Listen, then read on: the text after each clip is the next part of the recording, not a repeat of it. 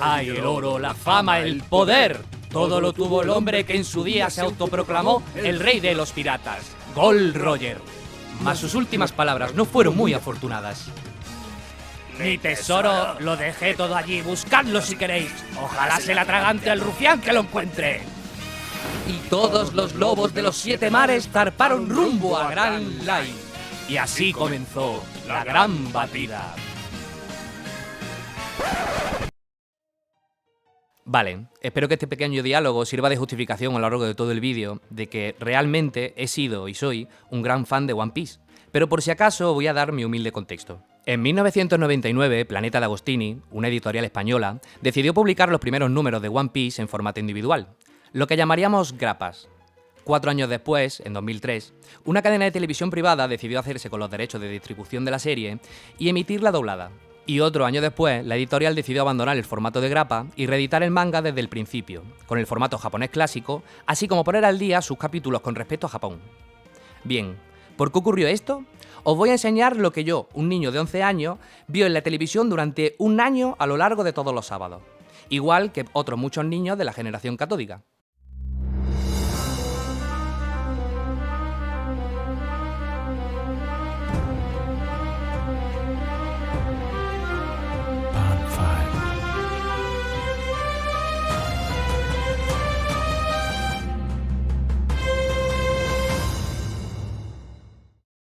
¿Qué? Flipante, ¿no? Bueno, continúo con el relato.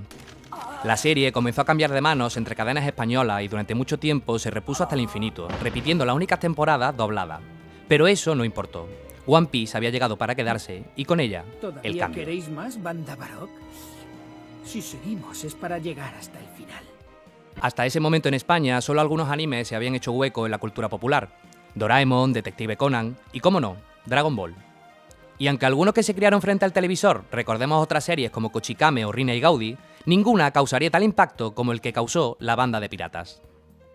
Tras ellos llegaron Naruto y Bleach, formando el triunvirato de principios de los 2000 que lideró las listas de ventas a nivel internacional durante los siguientes años. De verdad, no sabría expresaros cómo fue vivir esos años. Esperar semana a semana a leer un capítulo, conocer los nuevos nakamas, descubrir Isla Única y ver combates imposibles. Vale, cualquiera diría que hoy en día es lo mismo. Y posiblemente tenga razón. Quizás estoy romantizando los métodos en un internet más rudimentario para llegar a ese contenido, para encontrar una calidad correcta, para descubrir un juego en japonés y sin licencia que podía poner en riesgo la salud de tu consola, pero a ti no te importaba. Quizás sea todo eso, o quizás haya algo más. Quizás pasaron los años y la serie cambió, o quizás cambié yo. Fuera como fuese, hoy en Ajimbo no vamos a reflexionar ni analizar, vamos a opinar. Vamos a ver cómo se ha desarrollado la serie, cómo es que hoy en día ya no espero semana a semana los avances o las reviews, y por qué cuando pienso en la obra o veo los combates actuales no es disgusto lo que siento, es desilusión. Pero tranquilo, vamos peldaño a peldaño.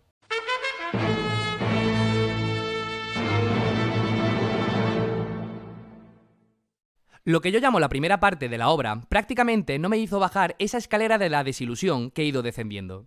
Por eso, vamos a repasar brevemente algunos arcos donde suceden eventos o detalles que merecen la pena recordar para entender mejor mi punto más adelante. Para hacerlo más ligero voy a usar un contador de cosas a recordar o recordadómetro al margen de la pantalla. El doblaje en castellano nos llevó hasta el arco de Arabasta, los primeros revolucionarios, la primera princesa a la que ayudar y el primer enemigo con un título más allá de una recompensa de 6 o 7 cifras. Un Shichibukai. Un señor de la Guerra del Mar que actuaba bajo el amparo del gobierno y que tenía un país entero bajo su poder. Mr. Zero. Crocodile. Con él llega el único detalle que, años después, me daría cuenta me generaba un picor en la parte de atrás de la cabeza.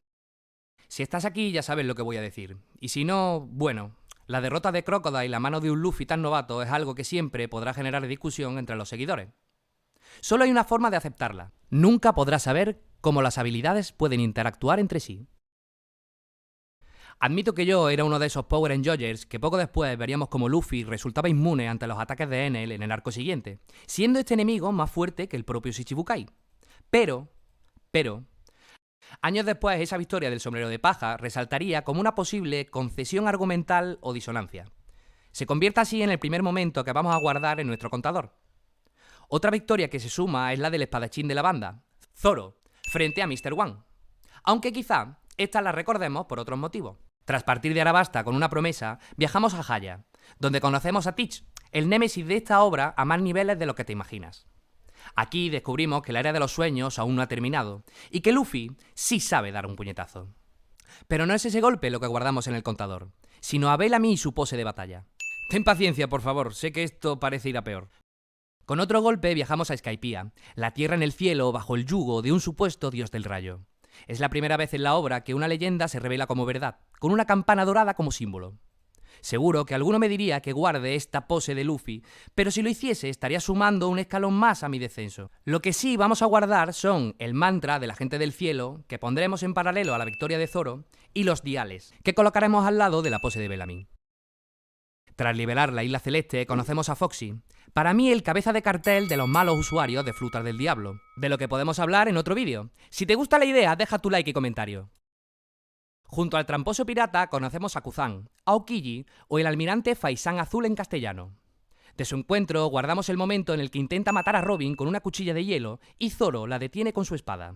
Pasamos a Water 7, la aparición de Frankie, la compañía Galeila y el viejo Tom, carpintero del Oro Jackson. Los agentes de la Cyberpol, quienes secuestrarán a Robin para llevarnos a Enies Lobby, la isla de la justicia. Allí no necesitamos contadores para recordar lo que vivimos.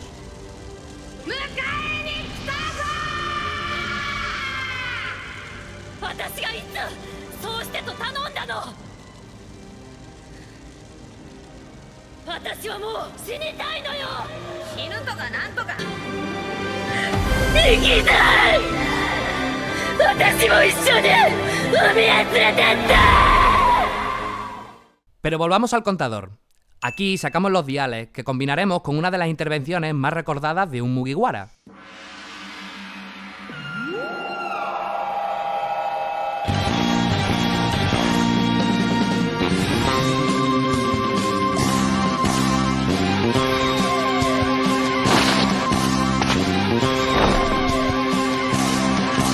Sogeki no shimate umareta ore wa yakukatsu yakuchu rururara. Bueno, los diales junto a la aparición del enmascarado son un ejemplo perfecto de cómo incluso el más débil de los Mugiwara aprende y mejora durante su viaje. Siguiendo el hilo del Cyberpol, volvemos también a la pose de batalla de Bellamy, que reaparece en Luffy al develar su nuevo poder para enfrentar a los agentes más fuertes del gobierno. Un momento, ¿dije los más fuertes? ¿Qué le parece si añadimos los números de combate del Cyberpol al contador? Y dentro de este equipo de villanos, además del gato en el sombrero y la fijación de Oda por los lavaderos de coche en Estados Unidos, encontramos un tipo de fan de Banete que además de chapapa nos regala un diálogo muy interesante. No lo pondremos en el marcador todavía, porque quizá marque una gran diferencia al recapitular. Con el contador en su estado actual, avanzamos hacia Thriller Bark, donde la tripulación rescató a Brook, y nosotros rescatamos dos cosas. La victoria de Zoro contra Ryuma, que se suma a su anterior victoria contra Darth Bone en el recordadómetro, como representación de su camino de la espada, y a Gekko Moria, otro Shichibukai, aunque con menos fortuna que Crocodile. Por fin llegamos al final del primer bloque del vídeo, lo que llamamos la primera parte de la obra, el archipiélago Sabaody. Aquí se presentan muchas cosas importantes para el futuro, sólida y congruente incluso con la distancia. Nada se añade al marcador, pero sí a nuestro corazón.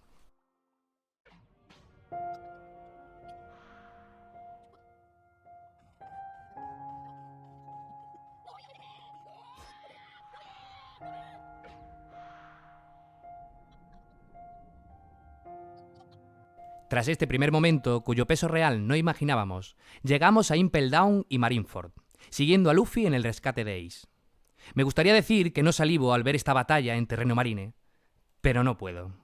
Tampoco puedo ignorar dos cosas que, por sí solas, fueron los primeros peldaños de mi desilusión. El primero es pequeño, pero remarcable.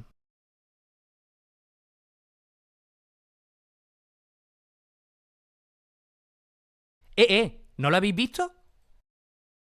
El segundo es más grave. Recuperemos del recordadómetro la derrota de Crocodile.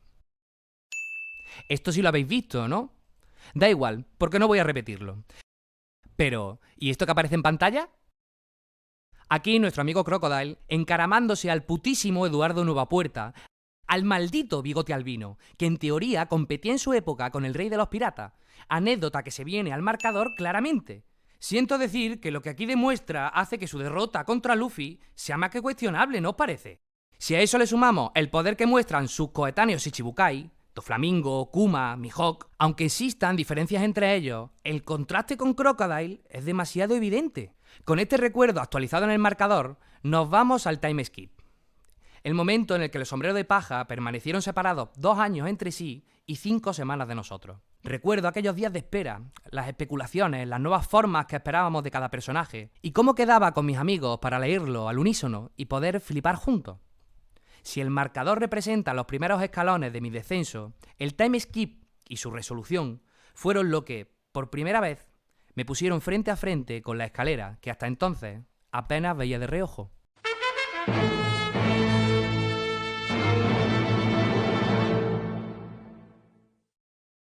La reunión de nuestros nakamas en Sabaody, argumentalmente, no tiene nada que resaltar de manera negativa. Así que, tras ver estos grandes momentos, acompañamos a la tripulación hacia la isla Gyojin, donde veremos nuevas habilidades y momentos de nuestros nakamas que hacen resaltar el recordadómetro. Los nuevos proyectiles vegetales de Usopp comienzan a chocar un poco con su desarrollo de munición hasta el momento, pero al menos mantienen la sintonía con esa costumbre de que cada personaje aprendía de sus vivencias. Lo mismo ocurre con las habilidades de Nami, Robin, Franky y Zoro. Incluso las de Sanji, que mantienen coherencia con lo que sabremos más adelante. Igual que pasó con Kuro y la técnica Zoru del Rokushiki, usada por el CP9. Pero es con Luffy donde llega el empujón que me hizo comenzar a descender, detalle a detalle, hacia el disgusto. El Haki. El Haki, como ya todos sabréis, es una energía que podríamos comparar con el Ki de Dragon Ball, pero con unas características más definidas, como el Nen de Hunter x Hunter. En One Piece sabemos que el Haki tiene 4 tipos, y es el método que permite a las personas sin Akuma no Mi, mejoras mecánicas, estilos de combate, o cualquier otra ventaja excepcional, enfrentarse a rivales casi divinos. Personajes como Garp, Shanks, Kobe, o incluso el Rey de los Piratas. Y yo me pregunto, ¿qué tengo en contra de esto?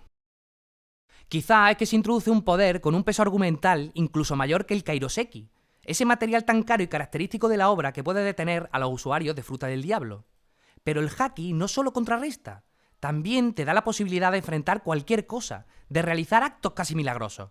¿No es un poco tarde para presentar de manera literal un nuevo sistema de poder? Y ahora es cuando alguno me dice: no, Oda ya dio pistas sobre que este poder antes existía. Ni mi mi mi mi mi mi mi. Hola, veo que necesitas recurrir al recordadómetro, ¿te puedo ayudar? ¿Qué? ¿Clippy? ¿Qué momento quieres traer? Las victorias de Zoro, el mantra esquipiano y los almirantes deteniendo el embate de Barba Blanca. Perfecto, ¿puedo ayudar en algo más? No, gracias. Supongo. Con estos momentos rescatados podemos ver que sí. Había eventos que se podían explicar con esta energía. Para empezar, la evolución de Zoro se nos había presentado como la perfección de su estilo de combate con la espada. La capacidad de cortar cosas cada vez más duras. Esto se reforzó en Marineford con Yozu y su fruta del diamante enfrentándose al espadachín más fuerte del mundo. Y con los rumores de Wano, un país de samuráis. Todo encajaba para que el poder de Zoro viniese de sí mismo, del individuo, de su camino casi monacal como duelista de katanas. Por otro lado, el mantra de los Skypianos se nos revela como el Haki de observación, con características ya conocidas: reflejos aumentados, escuchar pensamientos, leer intenciones e incluso ver el futuro. ¿El problema? Para mí que el mantra era algo característico de esa tribu del cielo. Si ahora cualquiera puede tenerlo, o al menos todo el que sea alguien en el Nuevo Mundo, entonces los Skypianos quedan reducidos a la nada. Me explico con un ejemplo. Los tritones pueden nadar bajo el agua. Los habitantes del cielo pueden vivir a grandes alturas. Los Gyojin tienen el Koatin o la artesanía de burbujas. Y los Skypianos tenían los diales. Pero además, los Gyojin tienen el Karate Gyojin. Y los del cielo tienen el ¿Veis por dónde voy? Y vale, ya me diréis: es que Koala usa el Karate Gyojin siendo humana en un par de arcos. Mi. Sí, una excepción a la regla puede ser atractiva. Pero si aceptamos que esas habilidades únicas se pueden enseñar, ¿no sería algo más lógico que estuviera más extendido el Karate Gyojin que el mantra? Al fin y al cabo, los tritones han tenido más contacto con la superficie que los sandorianos, aunque en su mayoría este contacto fuese negativo por la esclavitud. En fin, Vayamos al último momento y mi favorito. Pero antes la tirita. Oda dijo que antes no coloreaba el haki porque los protagonistas no podían verlo y además podía resultar confuso para el lector. Mira, con perdón de hablarte de tú, Oda no coloreaba el haki porque no existía. ¿Quieres verlo? Veo que necesitas paneles del manga, te puedo ayudar. ¡Basta! ¡Por favor, Clippy! He recopilado los paneles del manga donde, si aplicas color negro por encima, el haki podría justificarse. Vale, pásalos en pantalla, pero déjame seguir. Podemos ver que el haki podría haberse insinuado o justificado antes. De hecho, lo incluyo también en la batalla de Luffy y Lucci. Pero, de nuevo, traigo la escena de los almirantes en Marineford. ¿Qué narices es esto? Una sola escena derriba a las otras que he mostrado. Y sí, funciona. Creo que esta escena planteó a Oda una pregunta que ya le rondaba la cabeza. ¿Qué ocurre con personajes como Garp, Shanks, Zoro, Roger? ¿Cómo puede gente sin fruta realizar milagros? Y la respuesta fue el haki. Posiblemente ya lo tenía pensado de alguna manera, pero se nota cierta prisa e improvisación. Haciendo un símil, si podemos ver algo parecido al haki antes, pero lo que acabó siendo se parece tanto a lo presentado como las primeras imágenes de Kaido y Big Mom. Y creo que este fue el paso que movió el eje de la serie de esto a esto. Pero bueno, de donde vino todo esto queda más por comentar y el recordadómetro aún está lleno. Si te interesa, déjalo en comentarios, deja tu opinión, estés más o menos de acuerdo y ayúdame a llegar a más gente siguiéndome en redes. Juntos somos Ajimbo, nos vemos en la parte 2. ¿Ajim qué? Mimi. Pero que haga de Gold Roger no es cringe, muy bien.